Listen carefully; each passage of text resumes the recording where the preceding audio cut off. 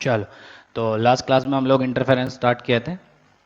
ठीक है, तो आज के लेक्चर में पूरा इंटरफेरेंस पढ़ेंगे YDSC और उसकी बहुत सारी चीज़ें। ठीक है, फ्रिंज विड्थ क्या होता है, मैक्सिमा कहाँ मिलता है, मिनिमा कहाँ मिलता है, और अगर हम शीट लगा दें सामने तो क्या होगा। ठीक है, कैसे शिफ्ट होता है, वाइट लाइट यूज़ करेंगे तो क्या होगा। तो आज के लेक्चर में सिर्फ हम YDSC की ही बात करेंगे, क्योंकि बहुत ज़्यादा इंपॉर्टेंट है। एक क्वेश्चन हर साल इसका एक क्वेश्चन आता है, तो एक क्वेश्चन आएगा ही आएगा यहाँ से, तो इसको अच्छे से समझना। और आधे लोगों को इसमें बहुत डाउट होते हैं कि अगर मुझे वेव्स के बीच में पाथ डिफरेंस पता है तो फेज डिफरेंस कैसे निकालते हैं, किसी भी पॉइंट पे इंटेंसिटी कैसे निकालते हैं। ठीक है, तो वो सब अच्छे से समझो कैसे करना है, क्या करना होता है। तो ध्यान से देखो आगे। तो सपोज हमारे पास एक वेव है जिसकी इक्वेशन है A1 साइन ओमेगा टी, दूसरी है A2 sine omega t plus five. ठीक है, वेर फाइव, फाइव क्या है यहाँ पे, five is phase difference between the two waves, दोनों वेव्स के बीच में फेज डिफरेंस। ठीक है, सिंप्लीफाई करने के लिए मैंने x0 की बात की, ओरिजिन की। ठीक है, अब जब दोनों एक दूसरे से मिलेंगी तो इंटरफेरेंस का फिनोमिना आपको क्या बोलता है, ध्यान से सुनना। According to the phenomena of interference, the net displacement of a medium particle due to superposition of two waves is equal to the sum of displacements due to each individual wave.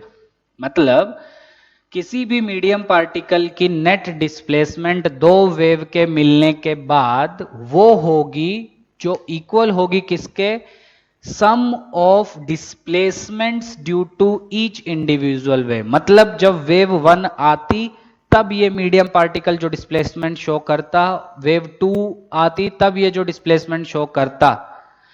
ठीक है, तब जब दोनों एक साथ आएंगी तब ये जो डिस्प्लेसमेंट शो करेगा वो उन दोनों डिस्प्लेसमेंट्स का सम होगा। ठीक है, so y1 is displacement due to wave one, y2 is displacement due to wave two. ठीक है, ऑफ अ पर्टिकुलर पार्टिकल।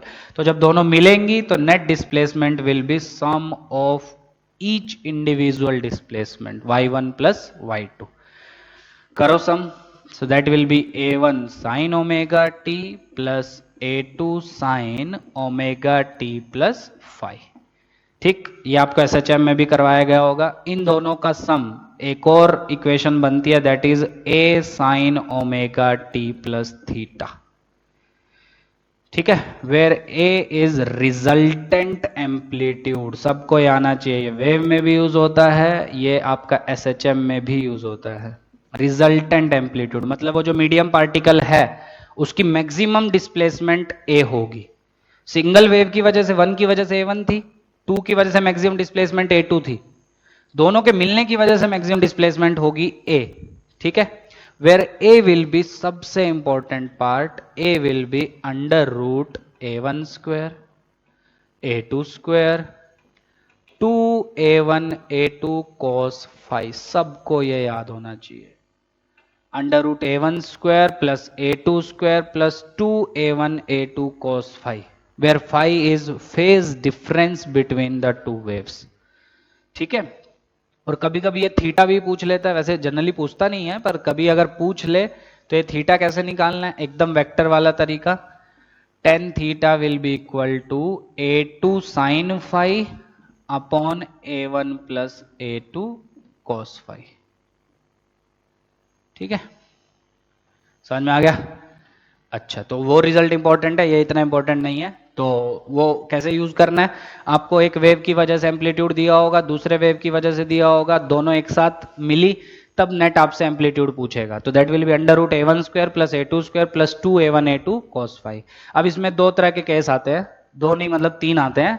एक आता है जब दो वेव्स कंस्ट्रक्टिवली मिलती है तब एम्पलीट्यूड बताओ, जब दो वेव्स डिस्ट्रक्टिवली मिलती हैं तब एम्पलीट्यूड बताओ, और तीसरा जनरल, ना तो कंस्ट्रक्टिवली मिल रही हैं ना डिस्ट्रक्टिवली मिल रही हैं, कोई जनरल है। ठीक है, कंस्ट्रक्टिवली कब मिलती है वो थोड़ी देर में देखेंगे, डिस्ट्रक्टिवली कब मिलती है वो भी देखेंगे। थर्ड केस एकदम जनरल केस कि ना तो कंस्ट्रक्टिवली ना डिस्ट्रक्टिवली, तब क्या, तब तो जनरल इसी से करना है।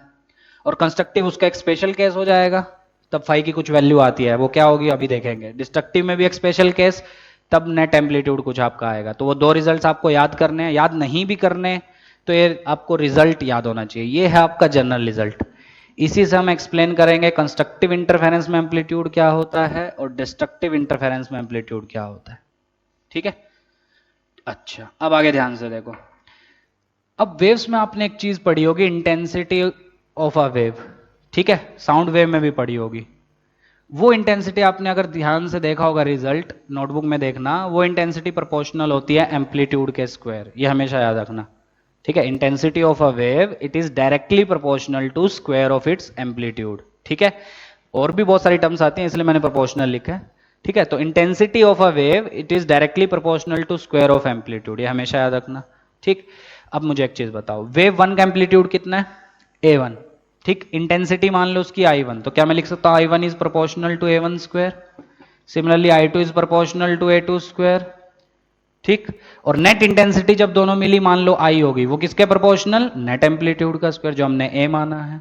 ठीक है, इसको लिख देते हैं I1 इज इक्वल टू के A1 स्क्वायर, के इज कॉन्स्टेंट, ये भी के आएगा, और net intensity I that is के ए स्क्वायर। I1 क्या समझ में आ रहा है? Intensity of wave 1, I2 is intensity due to wave 2, A1 is amplitude due to wave 1, A2 is amplitude due to wave 2, and A capital A is net amplitude due to interference of both the waves, और I is net intensity due to both the waves, individual और ये net, individual और ये net. समझ में आ गया यहां तक?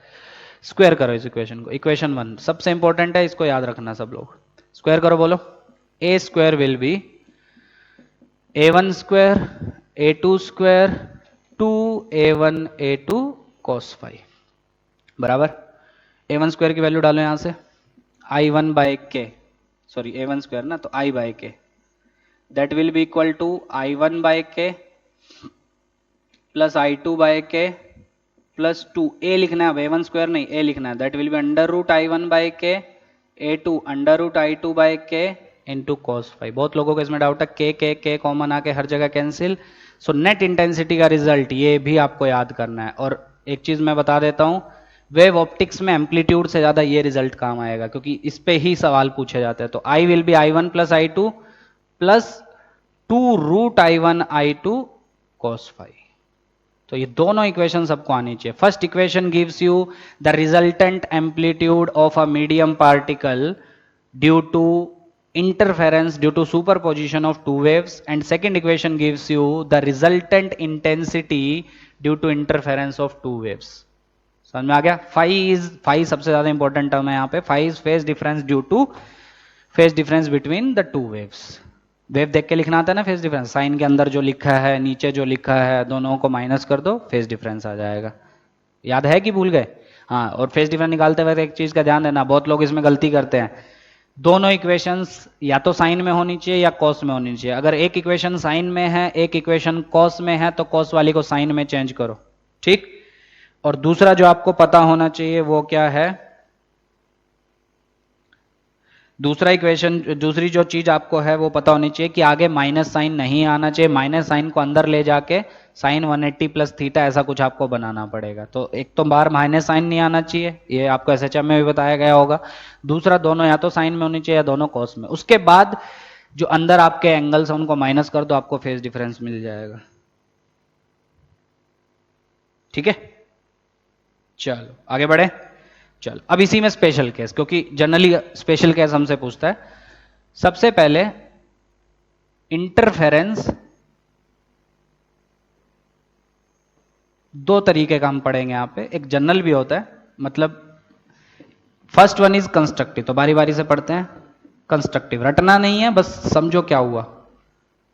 मतलब दो वेव कंस्ट्रक्टिवली कब मिलती हैं? तो दो वेव कंस्ट्रक्टिवली तब मिलती हैं जब जो नेट एम्पलीट्यूड आपका होता है वो मैक्सिमम आता है, तब जो इंटरफेरेंस होगा that is said to be constructive. A maximum या बोला जाए I maximum, obviously A maximum है तो आई मतलब नेट इंटेंसिटी।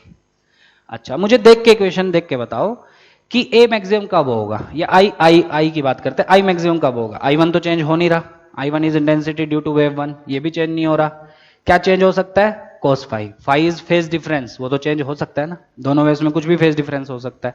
तो अगर मुझे आई मैक्सिमम चाहिए, so for I to be maximum, क्या cos फाई मैक्सिमम होना चाहिए, और cos फाई की मैक्सिमम वैल्यू +1, क्योंकि आई मैक्सिमम मतलब ये मैक्सिमम, और इसकी मैक्सिमम वैल्यू +1 होती है, पता है सबको, मिनिमम -1 होती है. अच्छा, अब cos फाई की वैल्यू +1 कब होती है, तो नीट वाले लोग थोड़ा ध्यान दें, थोड़ा सा मैथ है इसमें, दैट इज एट 2n पाई. ठीक है, किस पे होती है, 2n pi, where n is from 0 1 2 dash dash dash चलता जाएगा, क्योंकि डाल के देख लो ना खुद ही, n 0 तो फाई 0, तो cos 0 कितना होता है 1, n 1 डालो 2 पाई, है ना, तो cos 2 पाई कितना होता है आपका, वो भी 1 होता है, cos 4 पाई भी 1, cos 6 पाई भी 1. ठीक है, तो ये जनरल आ गया. मतलब ध्यान से सुनना, मतलब जब दो वेव्स के बीच में फेज डिफरेंस या तो 0 हो, या 2 पाई हो, या 4 पाई हो, या 6 पाई, 8 पाई, 10 पाई, 12 पाई, तब उनका जो इंटरफेरेंस होगा वो कंस्ट्रक्टिव इंटरफेरेंस होगा. मतलब तब जो नेट एम्पलीट्यूड आएगा वो आपका मैक्सिमम आएगा. कितना आएगा वो अभी देखेंगे, और इंटेंसिटी भी मैक्सिमम. तो एक क्वेश्चन आ सकता है, कब कंस्ट्रक्टिव इंटरफेरेंस होता है, when the phase difference between the two waves is 2n pi, where n is from 0 to बहुत 1 2 3 4 5 6 जितना आपको इंटीजर पता है.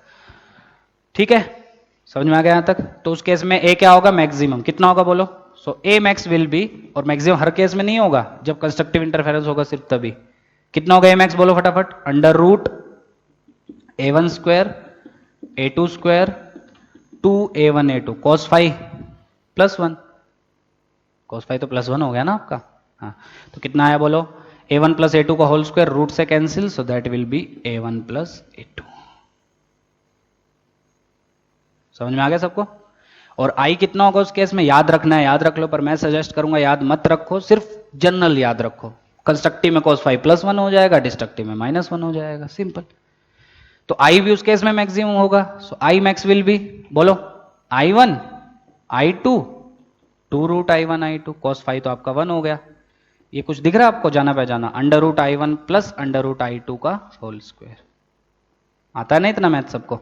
सो under root i1 plus under root i2 का होल स्क्वायर. पर फिर से मैं रिपीट कर रहा हूं, हर केस में ये रिजल्ट मत लगा देना. आधे नालायक क्या करते हैं, हर एक केस में ये रिजल्ट लगा देंगे, under root i1 plus under root i2 का होल स्क्वायर. नहीं, ये तभी होगा when the two waves are showing constructive interference. Destructive में रिजल्ट चेंज हो जाएगा, और एकदम ना कंस्ट्रक्टिव है ना डिस्ट्रक्टिव है, तब कुछ और ही हो जाएगा. ठीक, अच्छा. अब वेव ऑप्टिक्स में हम फेज डिफरेंस के साथ साथ दोनों वेव्स में पाथ डिफरेंस की भी बात करते हैं. मतलब पाथ में कितना डिफरेंस है, मतलब ये कोई पॉइंट है P, ये वेव I1, ये वेव I2, दोनों जब पहुंची P तक, तो कौन एक्स्ट्रा पार्ट ट्रेवल की और कितना एक्स्ट्रा पार्ट ट्रेवल की, that is called path difference. The difference in the path of both the waves is called path difference. तो रिजल्ट याद है सबको. सो फेज डिफरेंस का रिलेशन पाथ डिफरेंस के साथ पूरे चैप्टर में हम ये यूज करेंगे. That will be 2 pi by lambda into delta x, where delta phi is phase difference between the two waves, lambda is wavelength, दोनों की सेम होगी, and delta x is path difference. ठीक, तो question कभी पूछा जा चुका है, बहुत पहले पूछा था, सीधा सीधा क्वेश्चन उसने पूछा था कि कंस्ट्रक्टिव में पाथ डिफरेंस क्या हो सकता है. बहुत सारे हो सकते हैं, क्योंकि फेज डिफरेंस बहुत सारे हैं आपके. तो पाथ डिफरेंस क्या हो सकता है, तो 4 ऑप्शंस थे, उसमें से एक सेलेक्ट करना था.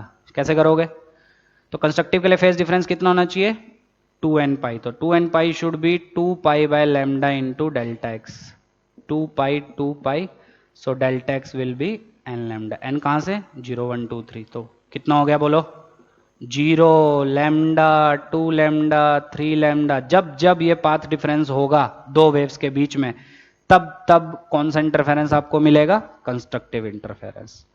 तो फेज डिफरेंस अच्छे से देखो, पाथ डिफरेंस अच्छे से देखो. तो path difference should be n lambda and phase difference should be 2n pi. समझ में आ गया. दोनों में रिलेशन क्या है, phase difference is equal to 2 pi by lambda into path difference, where lambda is wavelength of the wave. Constructive समझ में आ गया सबको. अच्छा, अब इसी में एक स्पेशल केस, बच्चों वाली चीज है. क्वेश्चन बोल देगा दोनों का एम्पलीट्यूड सेम है, तब बताओ कितना एम्पलीट्यूड होगा. कंस्ट्रक्टिव के केस में मैक्सिमम होगा, ऑब्वियस सी बात है. A1 A2 को सेम कर दो तो 2A, ये भी सेम, ये हाँ इसके क्वेश्चन आएंगे आपके YDSC में। YDSC में क्या बोलेगा आपको, जो दोनों वेव्स हैं उन उसकी वजह से जो इंटेंसिटी है वो सेम और कितनी है आई नॉट। तो शायद सबको रिजल्ट याद होगा, स्क्रीन के सेंटर पे मैक्सिमम मिलता है और उसकी इंटेंसिटी वहां पे 4 आई नॉट होती है। कहां से आया, यहीं से आया। तो मैक्सिमा का मतलब कंस्ट्रक्टिव इंटरफेरेंस हो रहा है, तो I maximum will be under root I one which is under root I naught, और आई टू भी सेम आई नॉट। अलग अलग है तब अलग अलग वैल्यू डाल के सोल्व कर दो। तो 2 रूट आई नॉट का square that will B 4 I not, वही हम यूज करते हैं। ठीक है, तो आगे देखेंगे YDSC में, पर जनरल रिजल्ट यही है आपका। कहाँ गया, वो मिटा दिया, वो जनरल रिजल्ट था। समझ गए, तो एकदम कंफ्यूज नहीं होना है और हर चीज रटना नहीं है, हर चीज रटने बैठोगे तो सब भूल जाओगे। बस ये समझो कंस्ट्रक्टिव क्या होता है, जनरल रिजल्ट क्या है और डिस्ट्रक्टिव क्या होता है। आगे बढ़े, तो सेकंड आता है इसमें कंस्ट्रक्टिव के बाद, that is your destructive interference. फिर थर्ड बात करेंगे हम जनरल, ना कंस्ट्रक्टिव ना डिस्ट्रक्टिव। तो डिस्ट्रक्टिव कब होगा, when net amplitude is minimum, या बोला जाए नेट इंटेंसिटी इज मिनिमम। ठीक, अच्छा ए का जनरल रिजल्ट याद है आपको, under root A1 square plus A2 square plus 2A1 A2 cos phi. वो मिनिमम कब होगा सोच के देखो, that will be minimum when cos phi is minimum and which is -1। Maximum में cos फाइव मैक्सिमम लिया था। अब cos फाइव -1, तो मेडिकल वाले लोग ध्यान देना, मैथ वालों को तो अच्छे से आता होगा, दैट इज 2n + 1 पाई। कितना, 2n + 1 pi, where n is from 0 1 2 dash dash dash. ठीक है, अच्छा हाँ, बहुत बच्चों को इसमें कंफ्यूजन होती है, सर 2n + 1 भी होता है, 2n - 1 भी होता है। बिल्कुल 2n - 1 भी सही है, तो जिसको जो यूज करना है वो यूज कर सकता है, दोनों से आंसर सेम आएगा। बस एक चीज ध्यान देना, यहां n स्टार्ट होगा 1 से, 1 2 3, बाकी तो सेम है। ये अगर आपको यूज करना है, कोई कुछ भी यूज कर सकता है, ये यूज करना है तो n आपको 0 से स्टार्ट करना पड़ेगा, ये यूज करना है तो n आपको 1 से स्टार्ट करना पड़ेगा। ठीक है, वैल्यू सब्स्टिट्यूट करो, n0 डालो, फाइव इज पाई, मतलब phase difference between the two waves is pi. cos पाई कितना होता है, -1, अब इतना तो आता होगा। n को 1 डालोगे तो 3 पाई, वो भी -1 होता है। 2 डालोगे 5 पाई, वो भी -1 होता है। सिमिलरली यहाँ 1 से स्टार्ट करना, सो 2 - 1 1, सो 5 इज पाई। ठीक है, तो दोनों रिजल्ट सही हैं, ऐसा नहीं है कि ऊपर वाला गलत है या नीचे वाला गलत है, दोनों सही हैं। दोनों बच्चे कोई भी यूज कर सकते हैं, या तो आप न्यूमेरिकल में ये करो डिस्ट्रक्टिव इंटरफेरेंस में, या ये करो। ठीक है, पर जो भी आप करो उसके अकॉर्डिंग n की वैल्यू आपको आनी चाहिए। 2n + 1 में n 0 से स्टार्ट होगा, 2n - 1 पाई में n 1 से स्टार्ट होगा। ठीक है यहां तक, अच्छा अब देखते हैं इसमें a आता कितना है। मिनिमम आएगा वो सबको पता है, कितना आएगा, under root A1 square A2 square 2A1 A2 cos 5 which is -1। दिख रहा है सबको, ये A1 - A2 का होल स्क्वायर है, स्क्वायर से root cancel, so that will be A1 - A2। बड़े में से छोटा मोड़ भी लगा सकते हैं, बड़े में से छोटा माइनस कर देना। I भी मिनिमम होगा इस केस में, वो कितना होगा, I1 + I2 + 2 root I1 I2 cos 5 which is -1, so that will be under root I1 minus under root I2 का होल स्क्वायर। दिख रहा है सबको, सो कंस्ट्रक्टिव में था under root I1 plus under root I2 का होल स्क्वायर, डिस्ट्रक्टिव में है under root I1 minus under root I2 का होल स्क्वायर। समझ गए सब लोग, चलो अब बात करते हैं phase difference. Sorry, phase difference तो आ गया मेरा, कितना आया फेज डिफरेंस, दोनों सही है, 2n + 1 पाई भी, n स्टार्ट होगा आपका 0 1 2 डैश डैश डैश, या 2n - 1 पाई, मैं दोनों लिख रहा हूं ताकि आपको कंफ्यूजन ना हो। तो n यहां 1 से स्टार्ट होगा। ठीक है, तो अगर बात करें तो फेज डिफरेंस कितना कितना, पाई, 3 पाई, 5 पाई, वैल्यू डालते जाओ मिलते जाएंगे। इस केस में कौन सा इंटरफेरेंस होगा, डिस्ट्रक्टिव। और पिछला जो हमने पढ़ा था याद है, उसमें आया था 0 2 पाई 4 पाई 6 पाई, इन सब में कितना होगा, डिस्ट्रक्टिव नहीं सॉरी कंस्ट्रक्टिव। अच्छा अब सवाल उठता है जिस पे ज्यादातर क्वेश्चन पूछता है, वो नीट भी टेस्ट सीरीज में भी क्वेश्चन आते हैं कि फेज डिफरेंस 0 भी नहीं है, पाई भी नहीं है, 2 पाई भी नहीं है, बीच का कोई है, मान लो π/2। ठीक है, तो कुछ लोगों से वो क्वेश्चन ही नहीं होते हैं, मतलब उन्होंने रट्टा मारा होता है कि मैक्सिमम इतना मिनिमम इतना, ठीक है, बीच का उनको निकालना ही नहीं आता। तो बीच का निकालने में क्या प्रॉब्लम है, if phase difference is given as π/2, let's say it is π/2, तो अगर फेज डिफरेंस आपका π/2 है, देन क्या आप नेट इंटेंसिटी नहीं निकाल सकते, बिल्कुल निकाल सकते हैं। कितनी होगी net intensity? That will be I1, है ना, plus I2 plus 2√I1I2 cos phi. Phi तो क्वेश्चन में दिया है ना आपको कि दोनों में फेज डिफरेंस इतने का है, ठीक। और आधे और कंफ्यूज हो जाते हैं, फेज डिफरेंस ना देके पाथ डिफरेंस दे देगा, है ना। अब उनको कोई आइडिया नहीं है कि पाथ डिफरेंस से इंटेंसिटी कैसे निकालनी है। अरे नालायको, पाथ डिफरेंस से फेज डिफरेंस निकालो। निकाल लोगे? कैसे? सपोज दो वेव्स में पाथ डिफरेंस है λ/4। अब λ/4 पे ना तो कंस्ट्रक्टिव होता ना डिस्ट्रक्टिव होता, ठीक है। क्यों? कंस्ट्रक्टिव के लिए पाथ डिफरेंस होना चाहिए 0, λ, 2 λ, 3 λ, अभी अभी पढ़ा था हमने, ठीक है। और डिस्ट्रक्टिव के लिए होना चाहिए λ/2, 3 λ/2, 5 λ/2, ये सबको पता होगा। अब λ/4 पे क्या होगा? सबसे पहला काम है फेज डिफरेंस निकालो, 2π/λ इंटू डेल्टा एक्स। π/2 आ गया। अब नेट इंटेंसिटी मांगी है, तो खत्म, I1 plus I2 plus 2√I1I2 cos phi which is cos 90 0। तो कितना आ गया? I1 plus I2। अब I1 की वैल्यू मान लो I0 दी है, I2 की 4I0 दी है, तो टोटल कितनी हो जाएगी? 5I0। सिंपल। तो तीन केस में वही बोला था, कंस्ट्रक्टिव, डिस्ट्रक्टिव और कोई जनरल, ठीक है। चलो, तो डिस्ट्रक्टिव में फेज डिफरेंस समझ में आ गया सबको। अब बात करते हैं पाथ डिफरेंस की। तो phase difference should be equal to 2π/λ into delta x. कितना हो गया? 2π/λ इंटू डेल्टा एक्स, वही तो निकालना है। और डेल्टा फाई कितना आया था? 2n प्लस 1 पाई, पाई से pi cancel, so delta x will B 2n plus 1 λ/2। अच्छा, इसका एक रिजल्ट और भी है, 2n माइनस 1 λ/2। YDSC में हम कोई भी यूज कर सकते हो तुम लोग दोनों में से। Phase path difference between the to wave should be 2n plus 1 λ/2 या बोल लो 2n माइनस 1 λ/2। कोई आंसर गलत नहीं है, दोनों सही है। बस यहां n 0 से स्टार्ट होगा और यहां n आपका 1 से स्टार्ट होगा। बस ये डिफरेंस है दोनों में और कुछ नहीं। तो तीन चार वैल्यूज निकाल लेते हैं। तो कितना कितना पार्ट डिफरेंस होना चाहिए? n0 डालो या इसमें 1 डालो, λ/2, 3 λ/2, 5 λ/2। इन सब पे कौन सा इंटरफेरेंस होगा आपका? Destructive interference. A minimum, I minimum, और कितना सामने आपके लिखा हुआ है।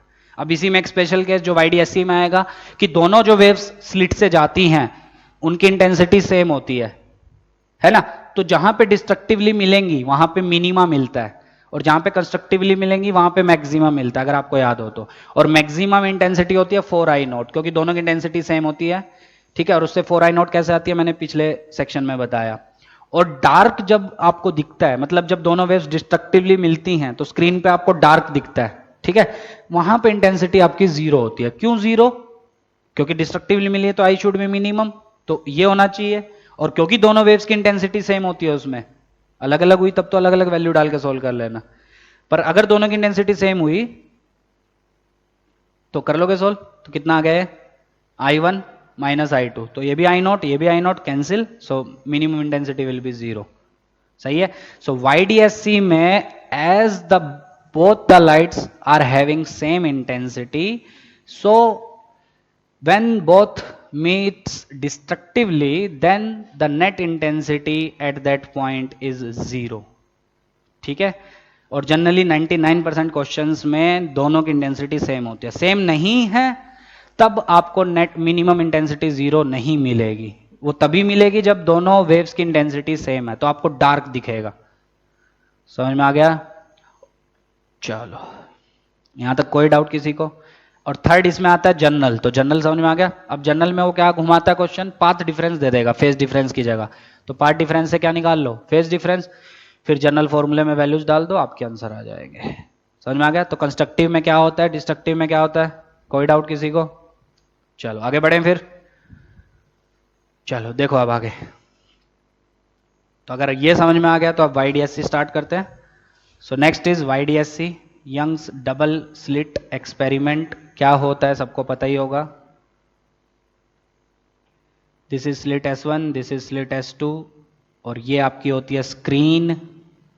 सिंबल क्या क्या वो ध्यान दो सब लोग। Capital D is distance of the slit between the slit and screen. Slits और स्क्रीन के बीच में डिस्टेंस कैपिटल D से डिनोट किया जाता है, सबको यही सिंबल लेना है। And small d is separation between the slits, ठीक है, स्लिट्स के बीच में सेपरेशन दिख रही है सबको। और डबल स्लिट क्यों बोलते हैं? क्योंकि दो दो स्लिट्स है हमारे पास। और दूसरी चीज आपको पता होनी चाहिए, स्क्रीन बहुत दूर होती है, so capital D is very very greater than small D. Small D is separation between the slits, ठीक। अच्छा, ये होता है आपका स्क्रीन का सेंटर, ठीक है। अब होता क्या है, वेव्स आती हैं आपकी, ठीक। तो मान लो पैरेलल वेव्स आई, और जरूरी नहीं है पैरेलल वेव्स आए, कैसी भी आ सकती है। अब क्या होगा, जब वो स्क्रीन के सेंटर पे जाएंगी तो ये और ये दिख रहा है, क्योंकि वो सिमिट्रिक है दोनों स्लिट से। क्या दोनों सेम पाथ ट्रेवल करेंगी? तो जब सेम पाथ ट्रेवल करेंगी तो पाथ डिफरेंस कितना हो जाएगा? जीरो। पहले से भी कोई पाथ डिफरेंस नहीं है दोनों में, और क्योंकि सेंटर जो है वो सिमिट्रिक है दोनों से, तो यहां से यहां और यहां से यहां दोनों वेव सेम पाथ ट्रेवल करेंगी, so path difference should be zero. अगर आपको अब याद हो, जीरो पाथ डिफरेंस में कंस्ट्रक्टिव इंटरफेरेंस होता है, याद है? जीरो, याद करो, delta x is equal to n lambda. तो जीरो, लैम्डा, टू लैम्डा, इन सब में कौन सा इंटरफेरेंस होता है? कंस्ट्रक्टिव इंटरफेरेंस, याद है कि नहीं? और 2n plus one lambda by two या 2n minus one lambda by two, तो कितना हो जाएगा? Lambda by two, 3 lambda by two. इन सब में कौन सा इंटरफेरेंस होता है? डिस्ट्रक्टिव। आपके लिए मैंने सामने लिख दिया है, पर बार बार मैं नहीं बताऊंगा, ये दिमाग में बिठा लो आप, ठीक है। अच्छा, तो स्क्रीन के सेंटर पे जब वेव पहुंची दोनों, तो सेम पाथ ट्रेवल की, तो path difference between them should be zero. तो ऐसा पॉइंट, ध्यान से सुनना ये बात, the point eight which delta x is zero is called central maxima. ये हमेशा याद रखना सब लोग। स्क्रीन पे ऐसा पॉइंट जहां पे पाथ डिफरेंस दोनों वेव्स में जीरो हो, ऐसे पॉइंट को हम सेंट्रल मैक्सिमा बोलते हैं। और वो जरूरी नहीं है कि वो स्क्रीन के सेंटर पे ही हो, इस केस में है नो डाउट, पर वो जरूरी नहीं है स्क्रीन के सेंटर पे हो। ये हमेशा कंसेप्चुअल क्वेश्चन आ सकता है। So the point on the screen eight which both the waves have zero path difference, that point is called central maxima, ठीक है। And central maxima is not necessarily centre of the screen. हो सकता है, नहीं भी हो सकता screen का सेंटर, जैसे इस केस में है, स्क्रीन के सेंटर पे ही सेंट्रल मैक्सिमा मिलेगा, क्योंकि वो सिमिट्रिक है दोनों वेव से, ठीक है। पर एक केस आएगा जब हम सामने एक स्लैब यूज करेंगे, ठीक है, एक प्लेट यूज करेंगे, तब सेंट्रल मैक्सिमा आपका शिफ्ट हो जाता है, वो स्क्रीन के सेंटर पे नहीं आता है, वो थोड़ी देर बाद देखेंगे। पर डेफिनेशन वही रहेगी, सेंट्रल मैक्सिमा वो पॉइंट जहां पे पाथ डिफरेंस जीरो होता है आपका। चलेगा यहां तक? चलो, अब जनरल बात करते हैं। अब बात करते हैं मैक्सिमा कहां मिलता है, फर्स्ट मिनिमा कहां मिलता है, वो सब बातें करते हैं, ठीक है। तो ये स्क्रीन का सेंटर जहां पे हमको क्या मिला? Central maxima. अब एक जनरल पॉइंट लेते हैं स्क्रीन पे, पी जनरल पॉइंट है, ठीक है। वहां मैक्सिमा भी बन सकता है, वहां मिनिमा भी, या वहां कुछ भी नहीं हो सकता, ठीक है। अब S1 से जो वेव जाएगी वो ये पाथ ट्रेवल करेगी, ऑब्वियसली S2 से जो जाएगी वो ये पाथ ट्रेवल करेगी। देख के क्या लग रहा है, कौन ज्यादा पाथ ट्रेवल कर रही है? ऑब्वियसली S2 वाली, और S1 वाली कम कर रही है। तो पाथ डिफरेंस कितना आएगा दोनों में? That will B S2p minus S1p। ये सब आप डिराइव कर चुके हैं, तो मैं डायरेक्टली आपको बता रहा हूं। अब अगर डेरिवेशन का तरीका क्या है, S1 से मैं एक परपेंडिकुलर ड्रॉप करूं, ठीक, किसके ऊपर? ये वाली लाइन S2p के ऊपर, तो मैं अप्रोक्सीमेटली इन दोनों को इक्वल लेता हूं, ठीक, और ये पॉइंट O बोल देते हैं। तो पाथ डिफरेंस अप्रोक्सीमेटली कितना बचेगा? S2O। ये तरीका है आपका सोल्व करने का। क्यों? S1p और OP तो सेम हो गए, तो पाथ डिफरेंस क्या बचा? S2O। अब ये D है, और मान लो ये पॉइंट स्क्रीन के सेंटर पे एंगल बना रहा है थीटा, स्क्रीन के सेंटर, सॉरी यहां स्लिट्स के सेंटर पे, यहां बीच में एकदम, ये D है, एकदम बीच में कितना एंगल बना रहा है? थीटा। तो अगर वो बीच में थीटा एंगल बना रहा है हॉरिजॉन्टल के साथ, तो वो ऊपर वाले के साथ भी कितना एंगल बनाएगा? थीटा। या बात करें नीचे वाले के साथ भी कितना एंगल बनाएगा? थीटा। ऐसा क्यों? क्योंकि P पॉइंट बहुत दूर है ना, सोच के देखो, P पॉइंट बहुत दूर है, तो P पॉइंट इस पॉइंट के साथ जो एंगल बनाएगा उतना ही तो ये इसके साथ भी बनाएगा, क्योंकि D तो बहुत छोटा है ना आपका, ये तो बहुत छोटा है, ठीक है, जैसे देखो ये सेंटर, ये वाला पॉइंट, ये थोड़ा सा ऊपर वाला, ये थोड़ा सा नीचे वाला, क्या फर्क पड़ रहा है? डी बहुत छोटा होता है आपका 10⁻³ मिलीमीटर की रेंज का, तो सोचो ये पॉइंट्स बिल्कुल पास है और ये इतना दूर है, तो जितना एंगल यहां सेंटर पे बनाएगा उतना ही तो ऊपर भी बनाएगा, मान सकते हैं ऐसा, और उतना ही नीचे भी। तो जब आप डेरिवेशन करेंगे, ये डी है, ये थीटा है, और ज्योमेट्री से सोल्व करेंगे तो H2O आपका आता है डी साइन थीटा, सबको याद होना चाहिए। So path difference between the two waves that is equal to d sine theta, where theta is angle which the point is making at the center. ठीक है यहां तक? अच्छा, अब मुझे एक चीज बताओ, क्या P पॉइंट बहुत दूर है? तो अगर P पॉइंट बहुत दूर है तो क्या वो जो ये थीटा एंगल बनाएगा ये बहुत छोटा होगा, ठीक है? तो as capital D is very very greater than small d, so theta is very small. और अगर आपको ये चीज याद हो, थीटा जब बहुत छोटा होता है तो साइन थीटा ये इक्वल होता है टेन थीटा, और दोनों अप्रोक्सीमेटली इक्वल होते हैं थीटा के। ये फिजिक्स में बहुत बार हमने यूज किया। अच्छा, तो बेसिकली मेरा पार्ट डिफरेंस कितना आ गया? D tan theta. Sine theta को मैंने टेन थीटा डाल दिया because angle is very small, और टेन थीटा ज्योमेट्री से दिख रहा है। सपोज सेंटर से ये जो P पॉइंट है it is at a distance y, ये सारे सिंबल हम ऐसे ही यूज करते हैं। तो टेन थीटा कितना? ये बाय ये, so delta x will be d into capital y by capital D। ये सबको आना चाहिए, ठीक है? So path difference between the two waves on reaching point P that will be equal to d sin theta, and which in turns is equal to d y by d, where y is the distance of point P from the center of the screen। Screen के center से P point का distance. Capital D is separation between slits and screen, distance between slit and screen, और small d is separation between the two slits. यहां तक कोई doubt?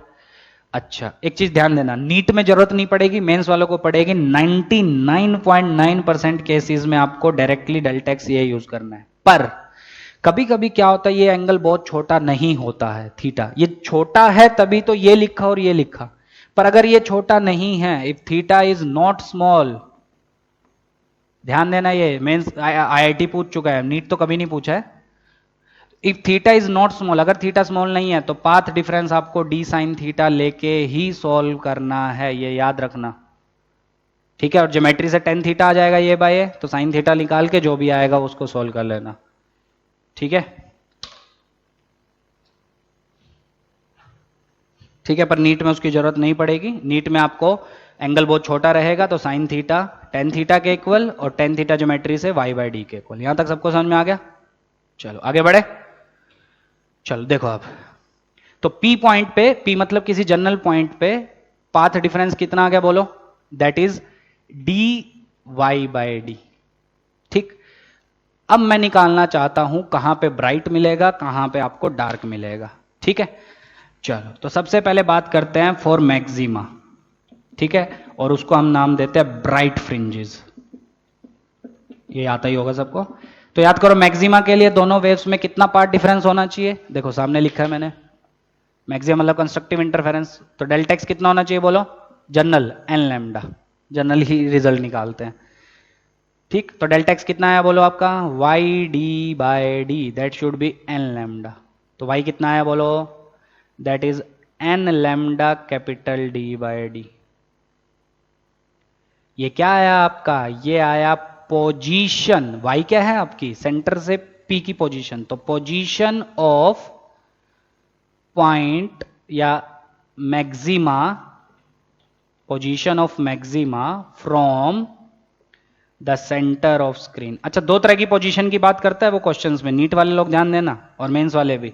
दो तरह की पोजीशंस की बात करता है वो क्वेश्चंस में। कौन कौन सी? एक लीनियर पोजीशन और एक एंगुलर पोजीशन। तो ये जो y आया है ये कौन सी पोजीशन आई है आपकी? लीनियर, ठीक है? Linear position. एंगुलर कितनी है? सेंटर से जो एंगल बना रहा है, it is called angular position. तो सेंटर के रिस्पेक्ट में जो एंगल बना रहा है थीटा, ठीक है? कितना आया थीटा? टेन थीटा कितना आया था? y बाय डी आया था। छोटे एंगल के लिए वो थीटा हो जाता है, ठीक है? तो जनरल थीटा एन कितना आ गया बोलो? तो theta n will be y by D, that is n lambda by d. So it represents angular position of maxima. और फिर से मैं रिपीट कर रहा हूं स्पेशली मेंस वाले बच्चों के लिए, अगर एंगल छोटा नहीं है तो आपको टेन थीटा लेके ही सॉल्व करना पड़ेगा, थोड़ा सा मैथ लगाना पड़ेगा, आंसर आए. पर 99.9% क्वेश्चंस में आपको एंगल छोटा मिलेगा. तो टेन थीटा कितना आएगा, y by D. Tan theta को थीटा लिख सकते हो, तो थीटा एन, मैं जनरल की बात कर रहा हूं, तो theta n will be y by D. Y by D यहां से देखो तो that will be n lambda by d. ठीक है, समझ में आ गया. तो this is your linear position of maxima from the center of screen and this is your angular position. angular मतलब सेंटर के रिस्पेक्ट में कितना एंगल ऊपर है होगा वो. फर्स्ट मैक्सिमा कितना एंगल ऊपर, सेकंड कितना एंगल ऊपर, थर्ड और ऊपर, फोर्थ और ऊपर. सिमिलरली नीचे भी, नीचे फर्स्ट, फिर सेकंड, फिर थर्ड. ये तो पता है ना सबको. सेंट्रल के ऊपर फर्स्ट मैक्सिमा, नीचे भी मिलता है सेकंड, नीचे भी थर्ड, नीचे भी. बराबर. तो रिजल्ट्स लिख लोगे इसके. क्वेश्चन आ चुके हैं इसके बहुत सारे. बताओ, चलो एक दो रिजल्ट लिखते हैं. सो फर्स्ट मैक्सिमा का बोलो पोजीशन. एन की वैल्यू क्या डाल दो, जीरो. जीरो पे तो सेंट्रल मिल जाएगा ना. एन की वैल्यू जीरो मतलब सेंट्रल हो गया. फर्स्ट मैक्सिमा की बात करते हैं, एन वन कितना हो गया, लैम्डा डी बाई डी. ये कौन सी पोजीशन आ रही है, लीनियर, डिस्टेंस आ रहा है. सेकंड की two lambda D by d, खत्म. तो यहां से सेंट्रल से लैम्डा डी बाई डी ऊपर पहला maxima, two lambda D by D ऊपर दूसरा maxima. Similarly lambda D by D नीचे पहला maxima, two lambda D by D दूसरा मैक्सिमा. ठीक. अच्छा, एंगुलर की बात करें, फर्स्ट मैक्सिमा की एंगुलर पोजीशन बोलो सब लोग. तो फर्स्ट मैक्सिमा की एंगुलर पोजीशन एन की वैल्यू 1 डाल दो, that will be lambda by D. Second की that will be 2 lambda by D. Angular मतलब सेंटर के साथ कितना एंगल बना रहा है. तो पहला बनाएगा लैम्डा बाई डी, दूसरा 2 लैम्डा बाई डी. वैल्यूज डाल दो, आंसर आ जाएगा. कर लोगे सॉल्व. और लैम्डा आपका नैनोमीटर की रेंज का होता है, डी आपका मिलीमीटर, तो बहुत छोटा एंगल है वो. कोई समस्या. चलो, वाईडीएससी का ये सेटअप समझ में आ गया. चलो, तो अभी हमने बात की मैक्सिमा की, अब बात करते हैं मिनिमा की. तो जनरल पार्ट डिफरेंस मेरा कितना आया, delta x that is D sine theta, वो टेन थीटा, और वो वाई बाई डी, यही आया था. तो फॉर मिनिमा, अब बात हम कर रहे हैं मिनिमा की. मिनिमा मतलब डार्क फ्रिंजेस. ठीक. तो डार्क के लिए पार्ट डिफरेंस कितना होना चाहिए, डार्क मतलब डिस्ट्रक्टिव, तो that will B 2n + 1 lambda by 2. मैं फिर से रिपीट कर रहा हूं, आप 2n - 1 भी ले सकते हैं, पर n वहां 1 से स्टार्ट होगा, ये ध्यान देना बस. ठीक. अच्छा, डेल्टा एक्स की वैल्यू डाल दो, that is d y by D, that should be equal to 2n + 1 lambda by d 2. So y will be capital D by d into 2n + 1 lambda by 2. ये आ गया आपका जनरल रिजल्ट.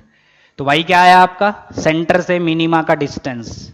ठीक है, यहां पे मैक्सिमा का डिस्टेंस. तो ये मैक्सिमा का जनरल रिजल्ट, ये मिनिमा का. पर है कौन सा, ये वाला डिस्टेंस, वर्टिकल वाला. एंगुलर पोजीशन है, एंगुलर अभी निकालेंगे. सो क्या मैं एन की वैल्यू डालता जाऊं, मेरे आंसर आते जाएंगे. तो पहला बोलो, बोलो पहला. एन की वैल्यू 0, क्योंकि 2n + 1 यूज किया, -1 यूज करते तो 1 से स्टार्ट होता. एन की वैल्यू 0 डालो, that will be lambda D by 2d. y1 नाम दे देते हैं. y2 बोलो सेकंड मिनिमा की, that will B 3 lambda D by 2d. Similarly third, fourth, fifth, जो भी मांगा है सब आ जाएगा. ठीक है. चलो, अब बात करते हैं एंगुलर पोजीशन की. ठीक. तो एंगुलर पोजीशन क्या आएगा, ये कौन सी आई, लीनियर पोजीशन. दोनों क्वेश्चन आते हैं इसके, तो अंडरलाइन कर लेना इसको अच्छे से. Linear position. ठीक. सेकंड है आपकी angular position. Angular same, tan theta, y by D, छोटे एंगल के लिए theta, that will be y by capital D. ये वाई था, ये डी था, ज्योमेट्री हमने किया. वाई बाई डी करो यहां से, कितना आया बोलो, theta n general 2n + 1 lambda by 2d. यही तो आया. तो ये आपको क्या बता रहा है, एंगुलर पोजीशंस ऑफ मिनिमा, और ये आपको बता रहा है लीनियर पोजीशंस. ठीक है. तो एक दो रिजल्ट लिख लें इसके. बोलो, एंगुलर पोजीशन फर्स्ट मिनिमा की एंगुलर मतलब सेंटर से कितना एंगल ऊपर होगा, एन की वैल्यू 0 डालो, that will be lambda by 2d. Second बोलो 3 लैम्डा बाई 2d। पैरेलली मैं मैक्सिमा का लिख रहा हूं, अभी अभी हमने लिखा था। फर्स्ट आया था लैम्डा बाई डी, सेकंड आया था 2 लैम्डा बाई डी, ऐसे चलता जाएगा। सिमिलरली ये मिनिमा की बात हो रही है, मतलब डार्क फ्रिंजेस, और ये बात हो रही है ब्राइट फ्रिंजेस मतलब मैक्सिमा।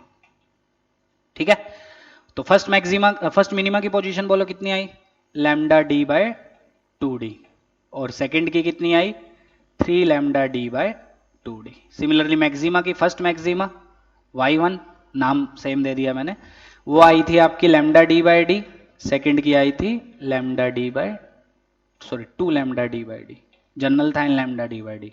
तो यहां से एक चीज दिख रही है आपको, क्या सेंटर के ऊपर, सेंटर पे क्या मिल रहा था आपको, सेंट्रल मैक्सिमा, उसके ऊपर क्या मिल रहा है आपको, मिनिमा मिल रहा है कि मैक्सिमा मिल रहा है, उसके जस्ट ऊपर आपको क्या मिल रहा है, मिनिमा मिल रहा है कि मैक्सिमा मिल रहा है, ध्यान देखो, मिनिमा, बिल्कुल सही। क्यों, क्योंकि सेंटर से कितना ऊपर मिनिमा मिल रहा है 0.5 लैम्डा डी बाई डी, और मैक्सिमा, पहला मैक्सिमा कितना ऊपर मिल रहा है 1 लैम्डा डी बाई डी, तो 0.5 छोटा होगा ना। ठीक है, तो एक चीज यहां से आपको क्लियर हो जानी चाहिए कि एक मैक्सिमा के जस्ट ऊपर मैक्सिमा नहीं मिल सकता, there should be a minima between 2 consecutive maxima, या there should be a maxima between 2 consecutive minima. समझे, मतलब कुछ इस प्रकार, ये आपकी स्लिट्स हैं, ये स्क्रीन का सेंटर जहां पे आपको मिला था सेंट्रल मैक्सिमा, यहां पे आपको मिलेगा फर्स्ट डार्क फ्रिंज, उसके ऊपर आपको मिलेगा फर्स्ट ब्राइट फ्रिंज, उसके ऊपर आपको मिलेगा सेकंड डार्क फ्रिंज, उसके ऊपर आपको मिलेगा सेकंड ब्राइट, ऐसे आपका चलता जाएगा। और सेम फंडा नीचे भी, first dark first bright, second dark second bright, third dark third bright, चलता जाएगा। ठीक, तो 2 कंसेक्यूटिव मैक्सिमा के बीच में एक मिनिमा होना ही चाहिए, ये हमेशा ध्यान देना।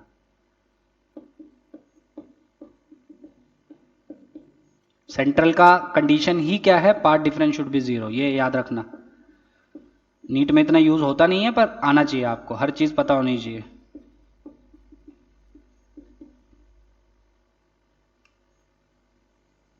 ठीक है, ओकेज। तो डार्क कितना ऊपर मिला बोलो जल्दी जल्दी, lambda D by 2d। Bright कितना ऊपर मिला, lambda D by d, same नीचे भी lambda D by 2d, lambda D by d. Second dark कहां मिला, 3 लैम्डा डी बाय 2d।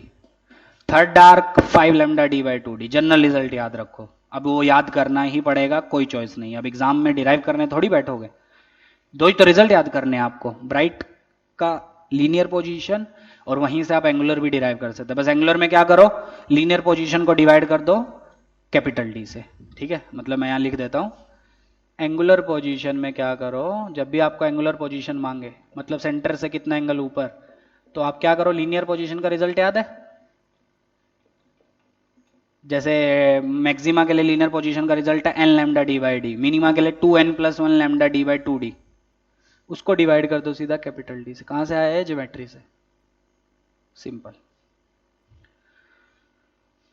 कर लोगे यहां तक, कोई समस्या, चलो अब बात करते हैं इंटेंसिटीज की। यहां पे जो इंटेंसिटीज हैं वो कितनी है, तो ये जो दोनों स्लिट्स हैं, सपोज इसकी विड्थ है W1, इसकी विड्थ है W2, और लगभग 100% क्वेश्चंस में आप मान सकते हैं दोनों स्लिट्स की विड्थ सेम होती है, W1 is equal to W2। और एक चीज आपको पता होनी चाहिए, intensity is directly proportional to width of slit, इसके भी क्वेश्चन आपको मिल सकता है। तो स्लिट्स की विड्थ के प्रोपोर्शनल होती है, सेपरेशन अलग है, सेपरेशन D वो अलग है आपकी, मैं विड्थ की बात कर रहा हूं।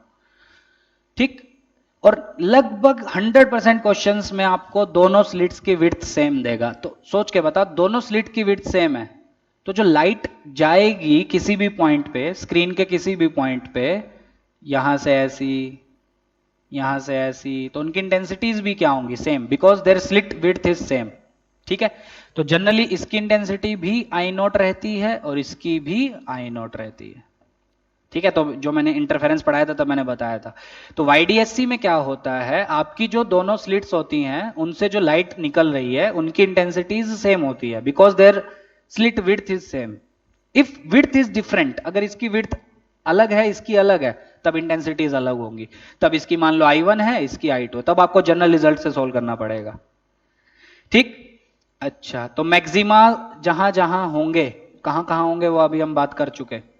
तो मैक्सिमा पे इंटेंसिटी कितनी होगी बोलो?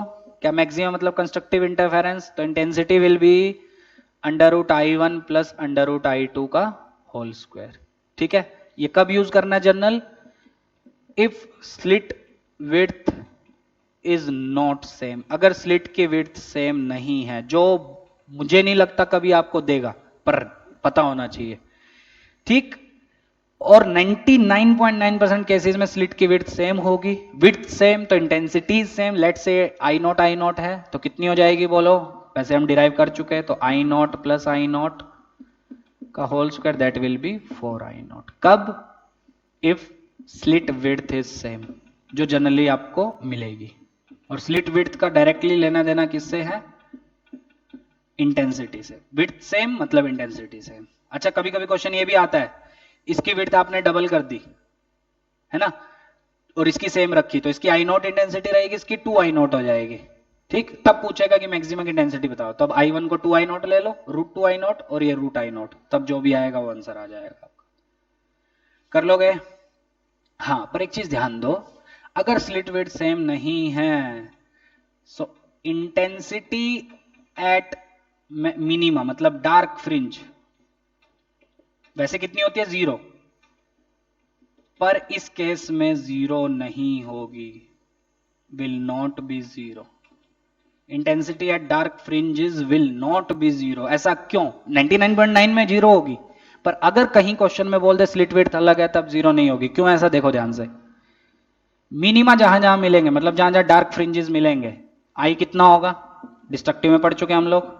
डिस्ट्रक्टिव मतलब मिनिमा √I1 माइनस √I2 का होल स्क्वायर। ये कब यूज करना है आपको?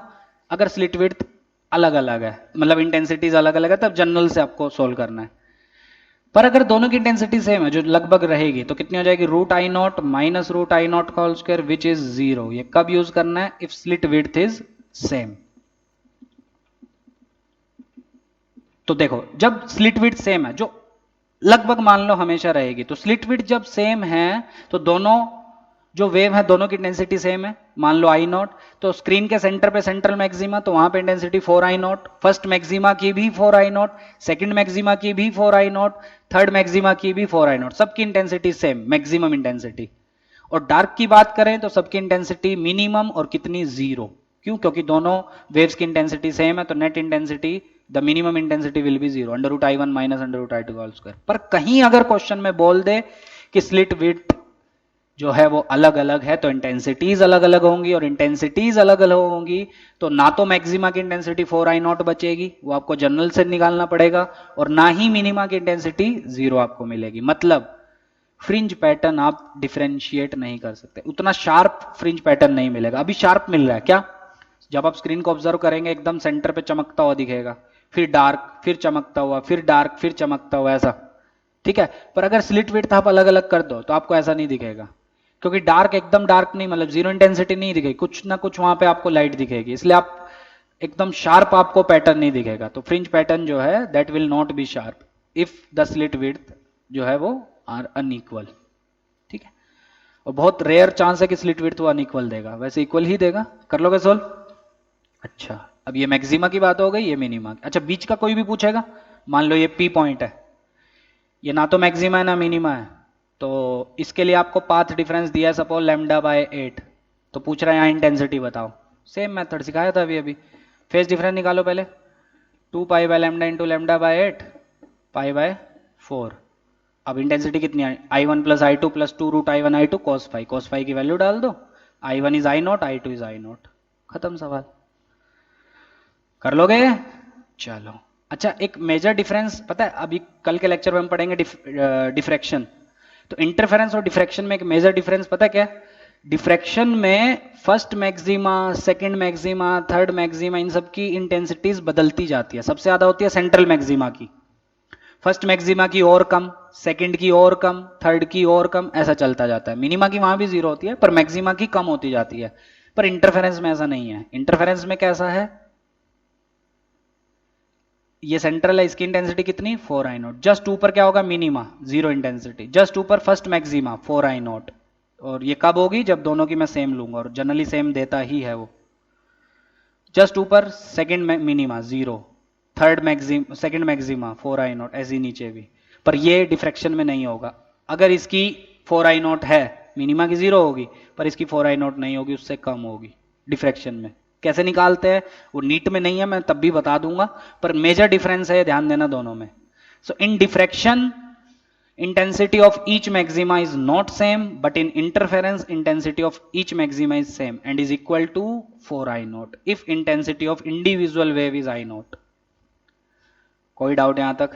चलो नेक्स्ट पढ़ते हैं फ्रिंज विड्थ।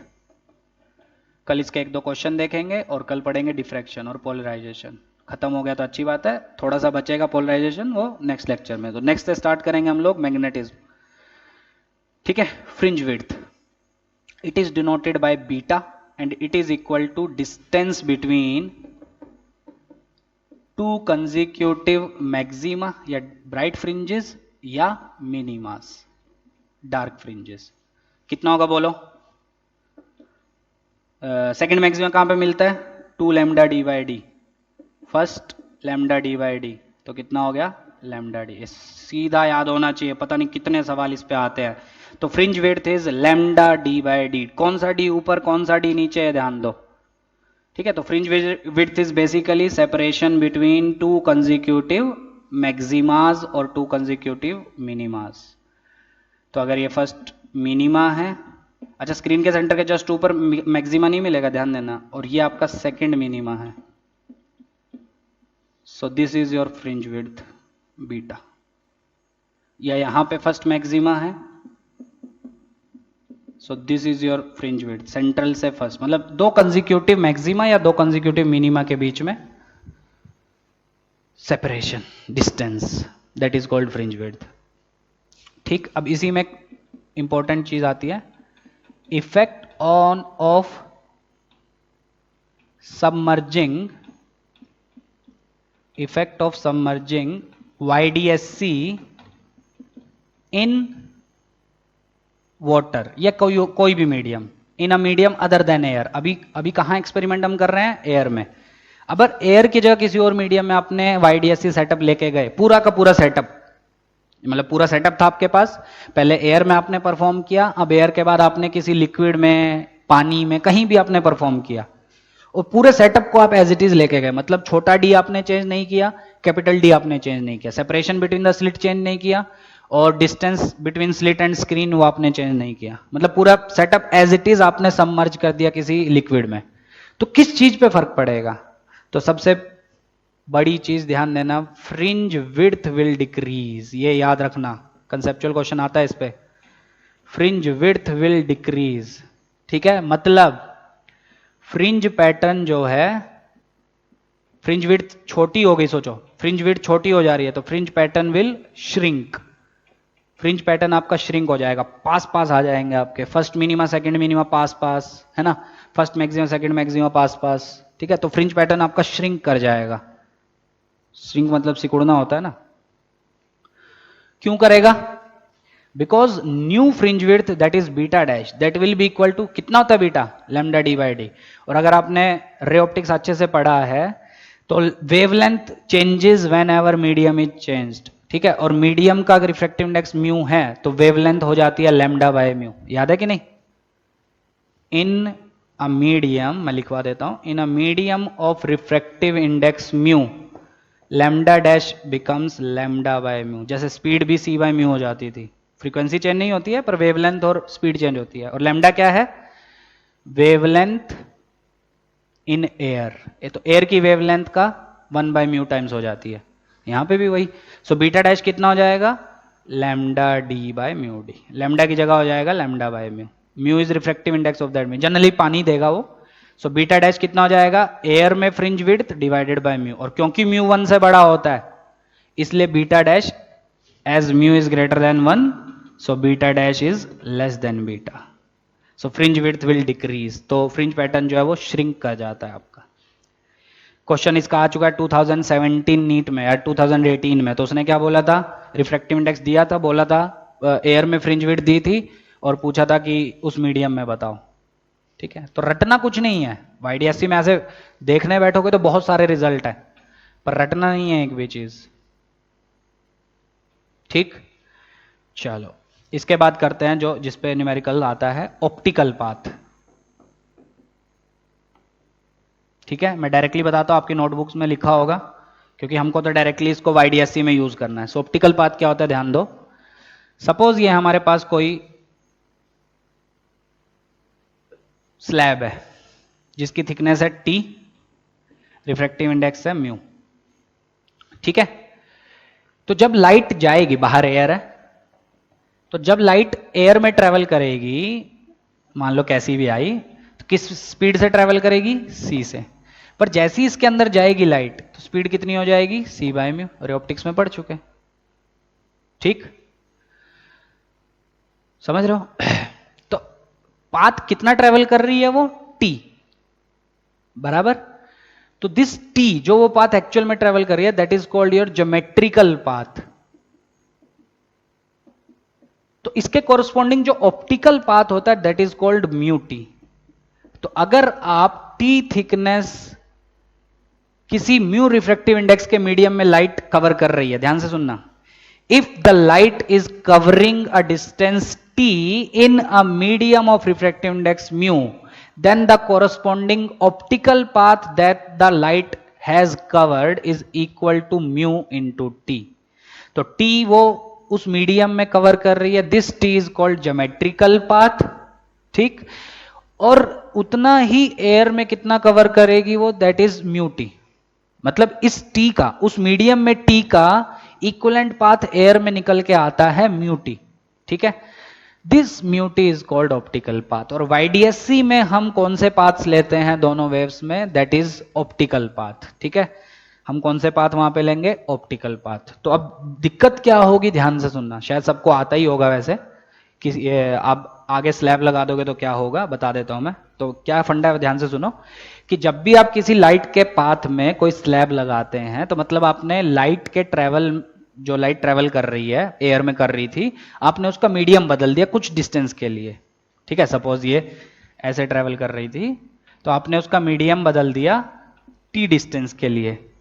ठीक है, तो वो ट्रेवल तो टी करेगी, पर अगर ये ना होता, अगर ये स्लैब ना होती, तब ये एयर में ट्रेवल करती म्यू टी। समझ रहे हो? This mu T is called nothing but it is called optical path.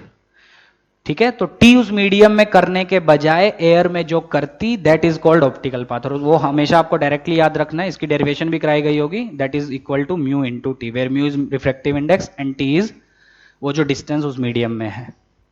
अच्छा, तो सवाल उठता है ये पढ़ाया क्यों जा रहा है, तो इसका वाईडीएससी में थोड़ा यूज है। क्या यूज है, देखो अब ध्यान से, रिजल्ट आएगा इसका, याद रखना चाहो याद रख लो, पर समझो क्या हुआ। ये डी लेते हैं हम लोग, याद है, ये छोटा डी लेते हैं, this is slit S1, this is slit S2, दोनों की विड्थ सेम, इंटेंसिटी सेम। ये आपने इसके पाथ में एक स्लैब लगा दी of thickness T1 and refractive index mu. Thickness T ही ले लेते, T1 मतलब एक ही स्लैब है, दो भी हो सकती है, नीचे वाले के में भी हो सकती है, तो वो भी मैं बताऊंगा, और सिर्फ ऊपर वाले के में वो भी मैं बताऊंगा। अब हुआ क्या, अब ध्यान से देखो, एक्चुअल में क्या होता है, स्क्रीन के सेंटर पे सेंट्रल मैक्सिमम मिलता था, है ना, कब, जब ये रास्ते में ना होती, तो S1 जो पार्ट ट्रेवल करती, S2 जो करती, सेम पार्ट ट्रेवल करती। पर इस केस में क्या होगा, ध्यान से सुनना, S1 ये गई, S2 ये गई। ठीक, क्या ये लगातार एयर में ट्रेवल कर रही है, S2 से जो वेव आई, बिल्कुल। पर क्या वो कुछ टाइम के लिए इस मीडियम में ट्रेवल कर रही है, और आपको अगर याद हो, मीडियम में जब लाइट ट्रेवल करती है तो उसकी स्पीड थोड़ी कम हो जाती है, बराबर। तो स्पीड जब कम हो जाएगी तो क्या ये थोड़ी पीछे रह जाएगी, है ना। सो S1 से जो वेव जा रही है, S1 wave will lag behind S2 wave. क्यों? क्योंकि S2 वाली जो वेव है वो लगातार एयर में ट्रेवल कर रही है आपकी, मतलब c स्पीड से ट्रेवल कर रही है, और S1 वाली जो वेव है वो कुछ टाइम के लिए इस स्लैब में ट्रेवल की है, और स्लैब में मतलब मीडियम चेंज हो गया, स्पीड चेंज हो जाती है, c/μ हो जाती है, तो मतलब इसको टाइम थोड़ा ज्यादा लगा होगा स्पीड कम होने की वजह से। बाकी ये और ये पार्ट तो एयर में ही है, देखो ये वाला पार्ट और ये वाला पार्ट तो दोनों का कॉमन है, बस ये जो T है, ये T यहां पे ये एयर में किया और यहां पे उस मीडियम में किया, तो मीडियम में करने की वजह से S1 थोड़ा पीछे हो गई किससे? S2 से। तो क्या दोनों में कुछ पाथ डिफरेंस आ जाएगा? So path difference at O that will not be zero. O पे पाथ डिफरेंस जीरो नहीं होगा, क्यों? क्योंकि S1 आपकी पीछे हो गई S2 से उस मीडियम में चलने की वजह से, और अगर O पे पाथ डिफरेंस जीरो नहीं है तो इस केस में यहां पे सेंट्रल मैक्सिमा नहीं मिलेगा, ध्यान देना, ठीक है? सेंट्रल मैक्सिमा की कंडीशन ही यही है कि path difference should be zero, पर इस केस में यहां पे पाथ डिफरेंस जीरो नहीं है तो यहां पे सेंट्रल मैक्सिमा नहीं मिल सकता। कहां मिलेगा? सोच के देखो, ऊपर की नीचे? अब आधे बच्चे इसी में कंफ्यूज रहते हैं, सर सेंट्रल मैक्सिमा ऊपर शिफ्ट होगा कि नीचे? तो वो शिफ्ट होगा ऊपर। क्यों? देखो, क्या ये पीछे रह रही है तो कंपनसेट करने के लिए इसको और पार्ट ट्रेवल करवा दो, समझ पा रहे हो? अगर S1 वाली वेव पीछे रह जा रही है तो अगर आपको पार्ट डिफरेंस जीरो रखना है तो क्या कंपनसेट करने के लिए S2 को आपको एक्स्ट्रा पार्ट ट्रेवल करवाना पड़ेगा, बराबर? तो मान लो इस O डैश पे आपको सेंट्रल मैक्सिमा मिला, न्यू सेंट्रल मैक्सिमा, पर कंडीशन क्या रहेगी? Delta x should be zero, path difference between the to wave should be zero, ठीक? तो ये जो वेव गई और ये जो वेव गई, अब S2 वाली जो है वो ज्यादा पार्ट ट्रेवल कर रही है, और वो पाथ अगर इक्वल हो जाए जो पहले से दोनों में पार्ट डिफरेंस है तो ओवरऑल पार्ट डिफरेंस आपका क्या हो जाएगा? जीरो। मतलब S1 जितने से लैग कर रही थी पहले, S2 अगर उतने से और लैग कर जाए, क्योंकि इस बार S2 लैग करेगी, क्यों? क्योंकि वो ज्यादा पार्ट ट्रेवल करके जा रही है, और दोनों में पार्ट डिफरेंस कितना आ जाएगा आपका? जीरो, तब वहां पे सेंट्रल मैक्सिमम मिलेगा। अब देखते हैं कि कितना पार्ट डिफरेंस O पे एक्चुअल में आ रहा था। कितना आ रहा था? देखो, मीडियम में कितना की? T। कितना की है? T, ठीक? एयर में कोरोस्पॉन्डिंगली कितना करती? Mu T. तो ऑप्टिकल पाथ डिफरेंस कितना आ गया? ये की T, ये ऑप्टिकल पाथ आएगा इसका म्यू टी। इसका ऑप्टिकल पाथ कितना है? T, वो तो एयर में ही की है, और इसका ऑप्टिकल पाथ म्यू टी, क्योंकि T मीडियम में किया है तो optical path will be mu t. So mu t इसका ऑप्टिकल पाथ और T इसका, so path difference at O that will be mu t minus t, mu t इसका, T इसका, so T common, that will be mu minus one. So O पे path difference आपका आ जाएगा T into mu minus one, where T is thickness and mu is refractive index. तो ये zero तो है नहीं, तो जीरो नहीं है तो O पे सेंट्रल मैक्सिमा नहीं मिलेगा। कहां मिलेगा? O डैश पे। अब O डैश पे कैसे मिलेगा? देखो, S1 से जो O डैश पे गई और S2 से जो O डैश पे गई, तो सबसे पहले तो स्लैब लगाने की वजह से कितना पार्ट डिफरेंस आया? Optical, mu t minus T. अगर ये इक्वल हो जाए किसके? जो एक्स्ट्रा S2 चलने की वजह से आया, वो कितना आएगा? Obviously D sine theta. पढ़ चुके हो कि नहीं पढ़ चुके हो? अगर ये Y है, ये D है, याद है परपेंडिकुलर ड्रॉप करते तो ये आएगा पार्ट डिफरेंस। सो म्यू टी माइनस टी जो स्लैब लगाने की वजह से आया, ठीक है, और कौन लैग किया? S1, क्योंकि वो इस मीडियम में चल रही है। अगर वो इक्वल हो जाए इस केस में जो लैग होगा तो कितना होगा? वो D छोटे एंगल के लिए tan theta, that will be Y by D. तो Y कितना आ गया आपका? ये रिजल्ट आपको आना चाहिए, D बाई डी, T बाहर, म्यू माइनस वन। सो Y क्या है यहां पे? Y is new position of central maxima. तो सेंट्रल मैक्सिमा स्क्रीन के सेंटर से इतना डिस्टेंस ऊपर शिफ्ट हो जाएगा, ऊपर, नीचे नहीं, ऊपर, मतलब O से O डैश, ये होगा सेंट्रल मैक्सिमा। कितना ऊपर? D by d into T into mu minus. किस वजह से? उसके पाथ में स्लैब लगाने की वजह से। तो कंसेप्ट सारे मैंने बता दिए, न्यूमेरिकल्स डायरेक्ट रिजल्ट पे आपके आएंगे। तो ये आया स्क्रीन के सेंटर पे जब पहुंचे तो वैसे तो पार्ट डिफरेंस जीरो था आपका, पर स्लैब लगाने की वजह से ये आ जाएगा, तो वहां सेंट्रल नहीं मिलेगा, थोड़ा सा ऊपर शिफ्ट होगा। तो रिजल्ट जो दिमाग में रखना वो क्या? सेंट्रल मैक्सिमा उधर शिफ्ट होगा जिधर आपने स्लैब लगाया। अच्छा सोचो, स्लैब यहां ना लगा के यहां लगाते तो सेंट्रल मैक्सिमा नीचे शिफ्ट होता। तो जिस की तरफ आपने स्लैब लगाया है, ठीक है, उसकी तरफ आपका सेंट्रल मैक्सिमम शिफ्ट हो जाएगा। और कितने से शिफ्ट हो जाएगा, कितने डिस्टेंस से, D by d into T into mu minus one. Derivation समझ में आ गई सबको? अच्छा, अब इसमें क्वेश्चन आता है, वैसे नीट में आता नहीं है, दोनों के आगे स्लैब लगा दो, तब बच्चे पूछेंगे सर तब कहां शिफ्ट होगा? इसके आगे भी लगा दिया, T1 थिकनेस, इसके आगे भी लगा दिया T2 थिकनेस, इसका रिफ्रैक्टिव इंडेक्स म्यू, इसका भी म्यू, सेम ले लेते हैं। ये स्क्रीन का सेंटर, तो ऑब्वियसली सेंटर पे तो नहीं मिलेगा, कहां शिफ्ट होगा, या तो ऊपर या नीचे। अब वो कहां शिफ्ट होगा, जिसका थिकनेस ज्यादा, या थिकनेस सेम ले लेते हैं, म्यू अलग अलग ले लेते हैं, चलो ये म्यू1 और ये म्यू2, ठीक। तो कहां शिफ्ट होगा, जिसका म्यू ज्यादा उधर शिफ्ट होगा, ठीक है। कैसे, इसके कोरस्पॉन्डिंग कितना आएगा, म्यू1 टी माइनस टी,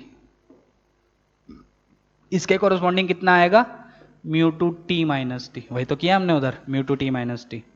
अब जब दोनों को माइनस करोगे, टी से टी गायब, तो बड़े में से छोटा माइनस हो जाएगा, सो टी इंटू म्यू2 माइनस म्यू1, सही है। तो बड़ा मान लो, लेट म्यू2 इज ग्रेटर देन म्यू1, तो अगर नीचे वाले का रिफ्रैक्टिव इंडेक्स ज्यादा है तो सेंट्रल यहां शिफ्ट होगा नीचे की तरफ, तो ये होगा O dash, new central maxima. कितना नीचे, वाई, वाई कितना होगा यहाँ पे, same result, D by d, t mu minus one की जगह हो जाएगा म्यू2 माइनस म्यू1, और ऊपर वाला बड़ा होता तो म्यू1 माइनस म्यू2, ठीक। तो ये हो गया आपका, तो YDSC लगभग खत्म। अब एक चीज बचती है, व्हाइट लाइट का जब यूज करेंगे तो क्या होगा, ठीक है। न्यूमेरिकल्स इसके शीट मिलेगी, सोल्व करो, बहुत आसान आसान है, पास्ट ईयर उठा के सोल्व करो, एक दो क्वेश्चन मैं बता दूंगा, ठीक है। वैसे क्वेश्चन करने का उतना टाइम है नहीं हमारे पास, मैं सिर्फ कंसेप्ट रिवाइज करा रहा हूँ। क्वेश्चंस आपको शीट मिलेगी, उसको जितने क्वेश्चन आपको करने हैं वो क्वेश्चन कर लेना उससे, ठीक है। तो नेक्स्ट क्लास में हम लोग व्हाइट लाइट का यूज देखेंगे, एक दो क्वेश्चंस देखेंगे, ठीक है। सारे कंसेप्ट्स मैंने इसमें बता दिए हैं YDSC में, इससे बाहर कुछ नहीं आएगा आपका। फिर हम पढ़ेंगे डिफ्रैक्शन, वो क्या होता है, उसके रिजल्ट्स, 10 मिनट का काम है, 15 मिनट का। फिर हम पढ़ेंगे पोलराइजेशन, वो भी 15 मिनट का, मतलब नेक्स्ट लेक्चर में खत्म हो जाएगा आपका वेव ऑप्टिक्स। इक्वली इंपॉर्टेंट है डिफ्रैक्शन भी, पोलराइजेशन भी, पर इंटरफेरेंस सबसे ज्यादा इंपॉर्टेंट है, क्योंकि इससे क्वेश्चन आएगा ही आएगा। दुनिया इधर की उधर हो जाए, इससे क्वेश्चन नहीं छूटेगा, इससे क्वेश्चन आएगा ही आएगा आपका, ठीक है। तो इसको अच्छे से रिवाइज करो, शीट्स मिलेंगे उसको सोल्व करते रहो, ठीक है। और की नोट्स बनाते रहो जो की कंसेप्ट्स हैं, ताकि लास्ट टाइम रिवीजन में आपको काम आते रहे, ठीक है। तो बाकी नेक्स्ट क्लास में करते हैं इसके बाद, चलो।